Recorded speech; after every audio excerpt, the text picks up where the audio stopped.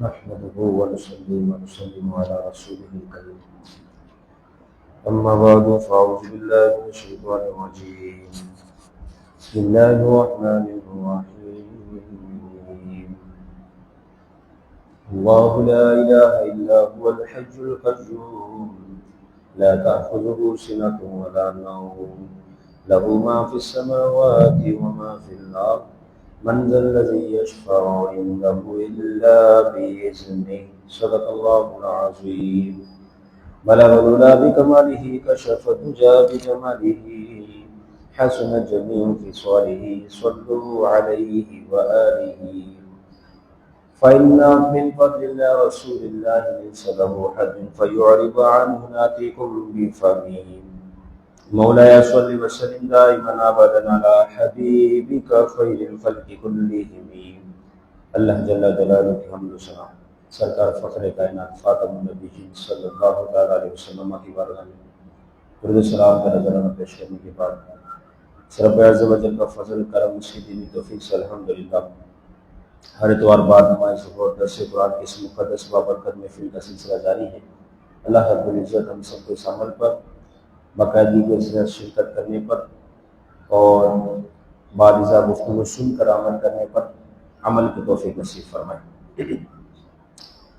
اللہ رب العزت تیسرا پارہ سورہ بقرہ ارشاد فرماتا ہے اللہ لا الہ الا ہو، اللہ کہ نہیں معبود مگر وہی، الحی القیوم زندہ ہے، قائم ہے، ہمیشہ موجود ہے، لا تأخذہ سنۃ ولا نوم نہ اسے اونگ آئے اور نہ نیند، لہ ما فی السماوات و ما فی الارض اسی کے لیے جو کچھ آسمانوں میں ہے اور جو کچھ زمین میں ہے، من ذا الذی یشفع عندہ الا باذنہ کون ہے جو شفاعت کرے اس کے پاس مگر اس کے حکم سے۔ یہ انتہائی مجرب وظیفہ آیت الکرسی، جیسا کہ علماء نے فرمایا کہ اس کے اندر اسم اعظم بھی پوشیدہ ہے، اسی وجہ سے یہ آیت الکرسی کے بے شمار احادیث مبارکہ میں فضائل بیان ہوئے۔ پیچھے آیت مبارکہ میں انبیاء کرام علیہ السلام کے فضائل مراتب کا ذکر ہوا، اب یہاں سے رب عز و جل کی ذات، اس کی صفات کا ذکر ہو رہا ہے، کیونکہ توحید کے ذکر کے بغیر نبوت مکمل نہیں، اسی طریقے سے نبوت کے ذکر کے بغیر توحید مکمل نہیں، دونوں ایک دوسرے کے لازم و مطلوب ہیں۔ صرف تفصیل کے ساتھ یہاں سے اللہ رب العزت کی ذات، اس کی صفات کے حوالے سے گفتگو شروع ہو رہی ہے۔ اللہ یہ اسم جلالت ہے، اس کا ذاتی نام ہے، باقی تمام صفاتی نام ہیں۔ اور تزکیہ نفس، اپنے آپ کو ستھرا کرنے، ظاہر طور پر ستھرا نظر آتا ہے کہ میرے بارے میں کسی کو کچھ پتہ نہ چلے، اس لیے میں ایسا لباس زیبتن کروں کہ سامنے والا مجھ سے متاثر ہو، لیکن باطن کی ستھرائی بھی کوئی شے ہے، اور اس کے لیے پانی، صابن، شیمپو اس کی حاجت نہیں، اس کی ستھرائی تو اللہ کے ذکر سے ہو جاتی ہے۔ اللہ بذکر اللہ تطمئن القلوب، اس کے ذکر سے دلوں کو چین بھی حاصل ہو، اور ساتھ ہی ساتھ اس کا ذکر تزکیہ نفس بھی ہے کہ نفس کو پاک کر دیتا ہے۔ طریقہ وہی ہے کہ بندہ چلتے وقت، اٹھتے وقت، آتے وقت، جاتے وقت اللہ اللہ اللہ پڑھتا ہے، نہ ساتھ والوں کو خبر پہنچے، نہ کسی کانوں تک آواز جائے، پڑھتا رہے بندہ اللہ اللہ۔ یہ اس کا نفس جو ہے وہ ستھرا ہوتا رہے گا، صاف ہوتا رہے گا، گندگی سے وہ دور ہوتا رہے گا۔ اسی طریقے سے لہ ما فی السماوات و ما فی الارض اسی کے لیے جو کچھ آسمانوں میں ہے اور جو کچھ زمین میں ہے، ساری مخلوق اسی کی ہے، جس کو دیتا ہے وہی دیتا ہے، اپنی عطا سے ہی عطا فرماتا ہے۔ اب اسی کے لیے جو کچھ آسمانوں میں اور جو کچھ زمین میں ہے، ملکت اسی کی ہے، لیکن ہم دیکھتے ہیں، سنتے ہیں، یہ میرا گھر ہے، یہ میری جگہ ہے، یہ میری دکان ہے، یہ میرا کاروبار ہے، میرا کا لفظ آ جاتا ہے، اللہ کے رب فرما رہے ہیں اسی کے لیے ہے جو کچھ آسمانوں میں جو کچھ زمین میں سب سے اسی کے لیے، تو حقیقتاً مالک اللہ ہے۔ مجازن ہم لفظ ادا کر دیتے ہیں کہ یہ میرا ہے، یہ اس کا ہے، یہ فلانے کا ہے، حقیقی مالک اللہ ہے۔ اور اس حوالے سے بھی یہ پتہ چلے کہ اللہ رب العزت نے سلیمان علیہ السلام کو ساری دنیا کی بادشاہ عطا فرمائی، نہ صرف بادشاہ بلکہ ان کا حاکم بنایا۔ اللہ رب العزت ارشاد فرماتا ہے وَلِسُلَيْمَانَ الرِّيحَ تَجْرِي بِأَمْرِهِ، عاصفۃ تجری بِأَمْرِهِ کا ذکر بھی ہے کہ ہواؤں کو جو مسخر کر دیا۔ ہواؤں پہ کس کی بادشاہ چلے؟ بن جائے کوئی صدر، بن جائے وزیر اعظم، بن جائے کوئی بادشاہ، بہت بڑا عہدہ رکھ لے، ایک ملک نہیں 10-15 ملک اس کی جولی میں ڈال دو، وہ سب کا بادشاہ ہے۔ ہوا کو کون دے سکتا؟ ہوا کو مسخر، ہوا کو اپنے ماتحت نہیں کر سکتا۔ اللہ رب العزت نے تو سلیمان علیہ السلام کو ساری دنیا کی بادشاہ دی، فرمایا ہم نے تو ہواؤں پر بھی ان کا حکم جاری کر دیا، تو جیسا حکم فرماتے ہوا بھی ان کا کہنا مانتے، اتنی بڑی بادشاہ۔ مگر مجازن حقیقی بادشاہ اللہ۔ سرکار دو عالم صلی اللہ تعالی علیہ وسلم کے بارے میں فرمایا انا اعطیناک الکوثر، ہم نے آپ کو کوثر عطا فرما دی، کثیر اور اکثر نہ فرمایا، کوثر سب سے آگے والا درجہ جس کی کوئی انتہا ہے ہی۔ یہ بھی مجاز ہے۔ حقیقی مالک تو ہر شے کا میرا رب ہے، وہ جسے چاہے جو چاہے اپنی مرضی سے عطا فرماتے ہیں۔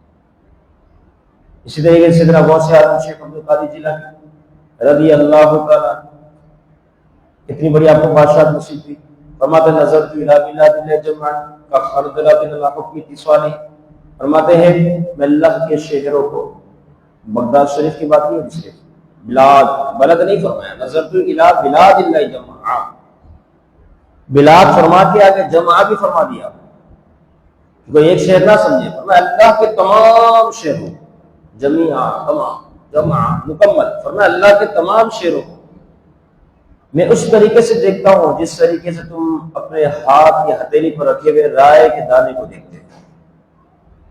تو یہ کیا بادشاہ تو ہے اور کیا ہے؟ تو یہ سارا سلسلہ مجازن ہوگا۔ حقیقی من لہ ما فی السماوات و ما فی الارض، حقیقی بادشاہت جو میرے رب کی ہے، سدا بادشاہت بھی، ہمیشہ ہمیشہ کی بادشاہت بھی میرے رب کی۔ باقی تو فرعون بھی آتا ہے، حامان بھی آتا ہے، قارون بھی آیا، اور بڑے بڑے جلاد قسم کے لوگ بھی آئے، وہ تو آئے، نمرود کو دیکھ لیا جائے، 400 سال کی بادشاہت رہی، کیا سیکورٹی، کتنے گارڈ، کتنے کر و فر، کتنے جاؤ جلال، کتنے لشکر، کتنا ہتھیار، کیا کچھ نہ ہو، بادشاہت تو الگ ہی شے ہے، اور جس کے پاس اتنی لمبی بادشاہت 400 سال۔ لیکن جب رب اپنا فیصلہ فرماتا ہے اور جب ظالم اپنے انجام کو پہنچنے کے قریب ہوتا ہے تو میرا رب پھر ان دیواروں کو، ان گارڈ کو، ان تمام دنیاوی وسائل کو، اس کے یہاں اس کی کوئی حیثیت نہیں، رب کے یہاں پھر وہ اسے نہیں دیکھتا، وہ تو پھر ایک چھوٹے سے مچھر کو ہی بھیج جاتا ہے، روک مچھر کو، اور مچھر ہی پھر اس کا کام تمام کر دیتا ہے۔ تو پھر کیونکہ سدا بادشاہت میرے رب کی ہے، تو ظالم اپنے انجام کو پہنچتا ہے، اگرچہ رب کا جو حکم ہے وقتی طور پہ اس میں دیر ہو سکتی ہے، کیونکہ اس کا جو حکم آنا ہے اسی وقت ہی آنا ہے۔ وَلَوْ يُؤَاخِذُ اللَّهُ النَّاسَ بِظُلْمِهِمْ، تو میں اگر اللہ چاہتا تو ان کے ظلم کی وجہ سے سب کو پکڑ لیتا، لیکن وجہ کیا ہے؟ وجہ یہ ہے کہ ہر ایک کو ایک وقت، ایک مہلت، ایک پیریڈ دیا ہوا ہے، اس کے تحت اس کو لینا ہے، ورنہ تو یہاں ہم بدعا کرے فلاں شخص ظالم مر جائے، وہاں پتہ چلا اس کا انتقال ہو گیا، یہ نہیں ہے۔ دعا کی، دعا قبول ہے، مسلمان کی دعا ہے، لیکن اب اس کا انجام بد سے بدتر ہوگا، اپنے انجام سے بے خبر ہے۔ تو فرمایا یہ ساری بادشاہتوں کے سلسلے ہیں، یہ ساری عارضی ہے، فانی ہے، ختم ہونے والی شے ہے۔ حقیقی بادشاہ فرمایا لہو ما فی السماوات و ما فی الارض، رب کو ہی بادشاہت حاصل ہے، اسی کے بادشاہت ہے۔ اب آیت الکرسی اگر یوں دیکھا جائے اول سے آخر تک بد مذہبوں کا، مجوسیوں کا، مشرکوں کا رد ہے، وہ اس اعتبار سے ہے سب سے پہلے فرمایا اللہ لا الہ الا ہو، اللہ وہی ہے جس کے سوا کوئی معبود نہیں. مشرکین کا رد ہو گیا جو اللہ کے ساتھ کسی اور کو شریک ٹھہراتے ہیں. الحی القیوم، اس میں کیونکہ وہ زندہ بھی ہے، ہمیشہ ہمیشہ سے ہے، قائم بھی ہے. فرمایا منکرین کی صفات کی تردید ہو گئی، منکرین کی جو صفات ہے فرمایا اس کی اس حوالے سے تردید ہو گئی. لہو ما فی السماوات و ما فی الارض میں مجوسی کا رد ہو گیا جو کہتے دو خدا ہے، آسمان کا الگ زمین کا الگ. تو فرمایا اس کا بھی رد ہو گیا کہ بادشاہ صرف ایک ہی ہے، لہو ما فی السماوات، اسی کے لیے بادشاہت ہے، آسمان میں ہو یا زمین میں ہو، ہر شے بادشاہت میرے رب کی ہے. اس طرح منزل الذی یشفع سے ان لوگوں کا رد ہوا جو شفاعت کے منکر ہیں کہ میرا رب نے فرما دے شفاعت الا باذنہ، اس کے حکم سے، وہ جسے حکم دے گا وہ شفاعت کرے گی. اب وہ اشیاء جب شفاعت کرے گی مطلب شفاعت کا معاملہ ہے.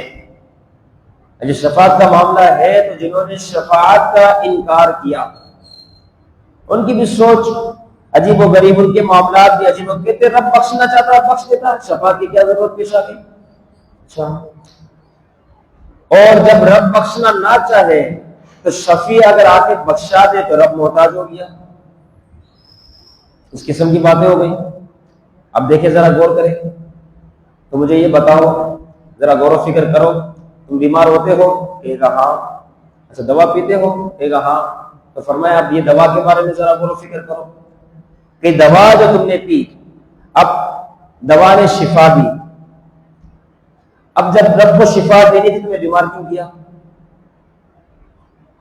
اور اگر رب شفا دینا نہ چاہتا تھا دوا نے شفا کیسے دے دی؟ تمہارا معاملہ کبھی بھی پھنس گیا، اٹک گیا. اس کا مطلب یہ ہوا کہ رب در حقیقت چاہتا ہے کہ تمہیں شفا نصیب ہو، لیکن اس کا ذریعہ وسیلہ مقصد کیا ہوا؟ شفا بھی رب کی طرف سے ہے، بیماری بھی رب کی طرف سے. اسی طریقے سے بخشش بھی رب کی طرف سے ہے، شفاعت کا ذریعہ وسیلہ بھی رب نے بنایا ہے کہ اس طریقے سے کرو گے تو شفاعت ملے گی. مثال کے طور پر گھر سے بندہ نکلا کام کاج کے لیے، رب چاہتا گھر پہ دے دیتا، تمہیں کام کاج پہ جانے کی کیا ضرورت پیش آ گئی؟ مقصد کیا ہوا کہ رب ہی کے حکم سے بندہ جا رہا ہے، کام کو ذریعہ وسیلہ رب نے بنایا، عطا رب ہی فرما رہا ہے. تو یعنی شفاعت کا بھی یہ معاملہ ہے، رب کے حکم سے ہی شفیع شفاعت کر رہا ہے، اور رب نے اس کو ذریعہ وسیلہ بنایا کہ یہ اس طرح کے شفاعت کرے گا، بخشنا مجھے ہی ہے، لیکن بیچ میں ذریعہ وسیلہ بنایا. یہ ذریعہ وسیلہ تو اکثر میں اس پہ کلام کرتا رہتا ہوں، یہ ہر جگہ جگہ پایا جاتا ہے. جسے اس کا اگر اس کا انکار کیا تو اس نے تو اپنی ذات کا بھی انکار کر دیا. جو بغیر وسیلے تو یہ بھی نہیں آیا، اور کیا ہوگا؟ اس کی اپنی ذات ہی وسیلہ ہے ماں باپ کا. میرا رب تو فرماتا کن فیکون ہو جاتا، پیدا ہو جاتا. اس نے ماں باپ کو ذریعہ بنایا نا، وسیلہ بنایا. انسان کا اپنا وجود بھی تو کچھ بتا رہا ہے، تو اپنے وجود پر ہی غور و فکر کر لے کہ یہ تجھے سکھا رہا ہے، بتا رہا ہے کہ بغیر وسیلے کے نہیں ملنا. جب تو خود بغیر وسیلے کے نہیں آیا تو میری آنے والی بقیہ شے جو فروعات ہے وہ کیسے بغیر وسیلے کے آ جائے گی؟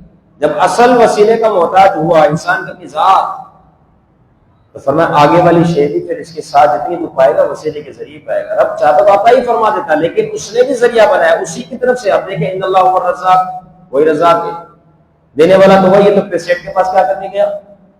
پورا مہینہ اس کی نوکری کی، آتا مزید اللہ اللہ کرتا، عبادت کرتا.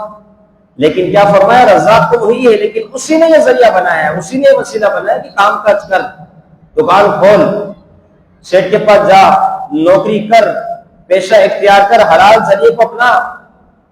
دینے والا تو وہی ہے، لیکن یہ ذریعہ وہ وسیلہ ہے. اسی طرح شفاعت کا معاملہ ہے. اب اگر دیکھا جائے نماز جنازہ کیا ہے؟ شفاعت تو ہے. بندہ اس کے ذریعے سے دعا کر رہا ہے نا. دعائیں کیا شے ہے؟ یہ بھی شفاعت تو ہے. حضرت سیدنا عبداللہ ابن عباس رضی اللہ تعالیٰ عنہما، عبداللہ ابن عباس کتنا بڑا نام، ان کے فرزند کا انتقال ہوا. انہوں نے جنازہ نہ پڑھایا. انتظار کس کا انتظار ہو رہا ہے؟ وجہ بتائی جائے. آپ نے فرمایا انتظار ہو رہا ہے 40 مومن صالح نوجوان جمع ہو جائیں. جب تک 40 بندے پورے نہیں ہو کے جنازہ نہیں ہوگا. کیا وجہ ہے اس کی؟ آپ نے فرمایا کہ جب 40 مسلمان جس جگہ پر جمع ہوتے ہیں ان میں سے ایک اللہ کا ولی ہوتا ہے. اب وہ جنازے میں شامل ہوگا، دعائیں کرے گا، اللہ تعالیٰ اس کی دعا بھی سب کے بخشش و مغفرت فرمائے. تو یہ کیا ہے؟ وسیلہ تو ہے، ذریعہ تو ہے. تو شفاعت کے حوالے سے بڑا کنسیپٹ جو ہے بڑا کلیئر ہے، معاملہ بالکل واضح ہے. اب شفاعت کون کرے گا؟ انبیاء کرام علیہ السلام، اولیاء کرام، علماء دین، مشائخ اعظام. حجر اسود، پتھر، جنتی پتھر، سیدنا فاروق اعظم رضی اللہ تعالیٰ عنہ نے اسے دیکھا، پھر اسے چوما. تو میں تو پتھر ہے، نہ تو نفع دے نہ نقصان دے، تجھے میں اس لیے نہیں چوم رہا، بلکہ محبوب نے چوما ہے تو میں تجھے چوم رہا ہوں. ساتھ ہی سیدنا شیر خدا علی المرتضی رضی اللہ تعالیٰ تشریف فرمائے. فوراً یہ بات سننے کے بعد آپ نے فرمایا کہ اے عمر، میں نے خود محبوب علیہ السلام کی زبان اقدس سے یہ بات سنی کہ بروز محشر یہ جنتی پتھر حجر اسود کو اللہ رب العزت آنکھ بھی عطا فرمائے گا اور منہ بھی عطا فرمائے گا کہ جس نے اس کا استلام کیا، اس کو چوما ہوگا، وہ اس کی شفاعت کرے گا. لیکن پتھر ہے لیکن شفاعت کرتا ہے. اس دین کا معاملہ بالکل واضح ہے، جس کو سمجھ آئے ٹھیک ہے، نہ سمجھ آئے اس کے عقل کا مسئلہ ہے. قرآن مجید شفاعت کرے گا اپنے پڑھنے والوں کی. ماہ رمضان مبارک کا مہینہ شفاعت کرے گا جنہوں نے روزے رکھے. اسی طریقے سے خانہ کعبہ بیت اللہ شریف، اللہ کا در، وہ بھی شفاعت کرے گا. مسلمانوں کے نابالغ بچے، اللہم اجعل لنا فاطمہ واجعل لنا، یہ کیا دعا کرے؟ یہ کیا کہہ رہے ہیں؟ اللہ اس سے میری بارگاہ میں پہلے پہنچ گیا ہے، اسے ہمارے لیے شفیع بنا، اس کی شفاعت ہمارا مکمل فرما. شافع و مشفع. یہ نماز جنازہ بھی دعا، نابالغ کا بچہ، جو نابالغ بچہ ہے وہ اپنے والدین کے لیے دعا کرے گا، تو یہ بھی شفیع ہے. الگ پیدا ہے نہیں کیا مجاز ہم دیکھا جائے، اسی کے ماں باپ ہے، لیکن فرمایا یہ بچہ اپنے ماں باپ کی شفاعت کرے گا. کس صورت میں؟ جب یہ صبر کریں گے کہ اللہ تو نے ہی دیا تھا، تو نے ہی لے لیا، جس چیز پہ تو راضی ہم بھی اس پہ راضی. تو یقیناً اس کی شفاعت ماں باپ کے حق میں کارآمد ہوگی، فائدہ ہوگا. تو نتیجہ یہ ہے. اسی طریقے سے حجاج کرام، ان کے بارے میں بھی آتا ہے، یہ سارے شفاعت کے معاملے ہیں، اور سب سے پہلے شفاعت کا دروازہ محبوب علیہ السلام اپنے دست اقدس سے کھولیں گے سب سے پہلے. اور سب سے پہلے شفاعت محبوب علیہ السلام فرمائیں گے. شفاعت کی ابتدا حضور علیہ السلام سے ہوگی، اسی وجہ سے آپ کا لقب شفیع المذنبین بھی ہے، گناہگاروں کی شفاعت فرمانے والے. سب سے پہلے شفیع اللہ کے محبوب ہے. اور اللہ نے ہمیں کتنی شانیں دی کہ اس امت میں ہمیں پیدا فرمایا، محبوب کی امت میں رکھا، ہمیں اپنا محبوب عطا فرمایا. تو ہماری بھی چاہت و تمنا ہو کہ ہم در حقیقت محبوب علیہ السلام سچی محبت کریں، حضور کی سنتوں پر عمل کریں، آپ کے طریقے کو اپنائیں، آپ کی سیرت کے مطابق چلیں، بد اخلاقی سے بچے، بد کرداری سے بچے، بد گفتاری سے بچے، مختلف معاشرے کے خرافات سے بچے، کیونکہ اللہ نے اپنے حبیب کی امت میں ہمیں پیدا فرمایا. اسی طریقے سے کافر کے لیے دعا کرنا، مرحوم کہنا، مغفور کہنا، جنازہ پڑھنا، اس قسم کی گفتگو کرنا، فرمایا یہ ساری باتیں حرام ہیں، کیونکہ وہ کافر ہے، ان کے لیے ان میں سے کوئی حصہ نہیں ہے. ایک بات، لا تأخذ سنۃ ولا نوم، فرمایا نہ اسے اونگ ہے نہ اسے نیند ہے. تو یہ بات یاد رکھنا کہ یہ رب عز و جل کی خاص صفات ہے. فرمایا نہ اسے اونگ آتی ہے نہ اسے نیند آتی ہے. موسیٰ علیہ السلام نے یہ جو سوال کیا نا، حضرت موسیٰ علیہ السلام نے، یہ اطمینان قلب کے لیے تھا، ورنہ اللہ کے نبی کی شان تو بہت اعلیٰ ہے، ہم اپنے ذہن کو اس جانب لے ہی نہیں جا سکتے. اطمینان قلب کے لیے، جیسے ابراہیم علیہ السلام نے دعا کی تھی کہ اللہ تو مردوں کو کیسے زندہ کرے گا، وجہ کیا تجھے یقین نہیں؟ فرمایا میں اطمینان قلب چاہتا ہوں. تو پھر آپ کو حکم ہوا 4 پرندوں کو جمع کرو، پھر وہ سارا سلسلہ. اب یہاں پر چونکہ وہ سلسلہ اگلے 2 رکوع کے بعد آ جائے گا انشاءاللہ، تو پھر اس کے بعد جو ہے اس کی تفصیل ہوگی. اب یہاں بھی اطمینان قلب ہے. اس طرح حضرت عزیر علیہ السلام کے حوالے سے آتا ہے، انہوں نے بھی فرمایا یہ جو ساتھ والا گدھا ہے میرے ساتھ تھا وہ مر چکا، اب اسے تو کس طرح زندہ کرے گا؟ تو پھر وہ سارا سلسلہ. اطمینان قلب کو شے ہے. اب کیا ہے؟ آپ نے فرمایا یعنی موسیٰ علیہ السلام نے کہ واقعی اللہ تجھے نہ اونگ آئے نہ تجھے نیند آئے، کیونکہ بشر ہے نا، انسان ہے، سوچتا ہے اس حوالے سے کہ میں اگر نہ سوں تو میرا کیا معاملہ ہو، اونگ تک نہ آئے، پھر اتنی بڑی کائنات، پھر یہ سارے معاملات. تو پھر آپ نے جو ہے فرشتوں سے پوچھ لیا کہ کہ رب کو واقعی اونگ اور نیند نہ آئے، ایسا ہے۔ اب اسی موقع پر وحی ہوئی کہ موسیٰ علیہ السلام اپنے ہاتھ میں، دونوں ہاتھوں میں ایک شیشی لے لیں، ایک اس ہاتھ میں ایک شیشی، دونوں ہاتھوں میں، اور اس کو پانی سے فل بھر لیں اور پکڑ کے رکھیں۔ کچھ دیر آپ نے پکڑ کے رکھا، اس کے بعد غلبہ ہے، انسان ہے، نیند آنا شروع، اونگ آئی پھر نیند آئی ہلے نہ، تو یہ دونوں شیشیاں گر گئی۔ پھر فوراً وحی آ گئی، اے موسیٰ علیہ السلام دیکھ لیا تو نے کہ جب اونگ اور نیند آئے تو دو شیشی، بندہ صرف دو شیشیاں ہیں پانی کی بھری ہوئی، اسے نہیں پکڑ سکتا، وہ گر جاتی ہے۔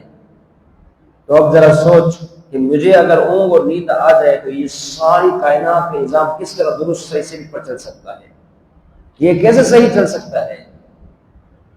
پھر یہ معاملہ یہاں پر مکمل ہوا، یعنی بتانا سمجھانا کیا رہا کہ اونگ اور نیند کا سلسلہ رب عز و جل کیا نہیں، اس لیے فرمایا لا تأخذہ سنۃ ولا نوم، نہ اسے اونگ ہے نہ اسے نیند ہے۔ آگے انشاءاللہ مزید آیت الکرسی کے حوالے سے